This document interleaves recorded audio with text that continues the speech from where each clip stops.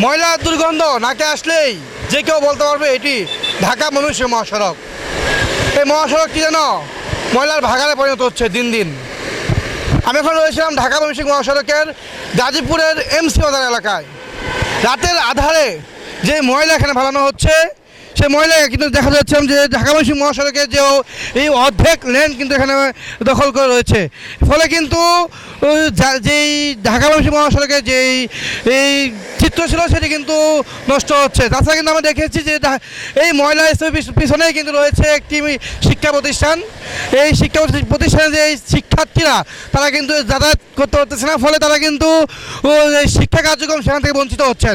আমি মাদ্রাসার শিক্ষকদের সাথে কথা বলেছি, তারা জানাচ্ছিলেন যে এই ময়লা ফেলানোর জন্য কিন্তু যে শিক্ষার্থীরা তাদের নিজের প্রাণ কিন্তু হাতে নিয়ে যাতায়াত করতে হয়।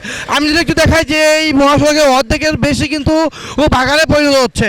আমি গতকাল রাত্রে এখানে একটি অনুসন্ধান চালাই এবং ইয়াহিয়া নামে এক ব্যক্তির নাম উঠে আসে।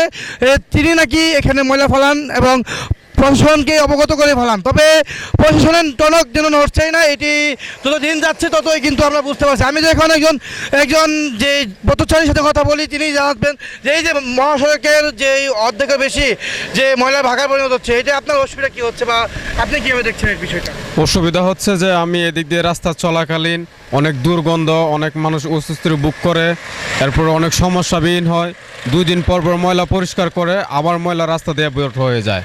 এই জন্য রাস্তা চলাকালীন বহুত মানুষের নানান রকমের সমস্যা হইতেছে। আচ্ছা, এটা শুধু এমসি বাজারের চিত্র না, এটা ধরতে গেলে পুরো ঢাকা মহাসড়কের চিত্র। জি, ঢাকা হাইওয়ে ময়মনসিংহ মহাসড়কে এই বিচিত্র ঘটনা।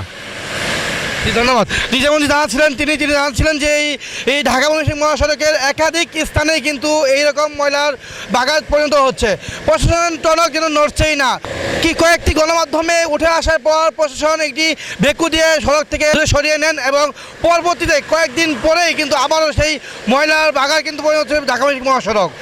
এই সচেতন মহলের দাবি যে এই ঢাকা ময়মনসিংহ মহাসড়কের এই চিত্র সেটি ফিরিয়ে দেওয়া হোক, ঢাকা ময়মনসিংহ মহাসড়ক থেকে যে ময়লা এটি অপসারণ করা হোক।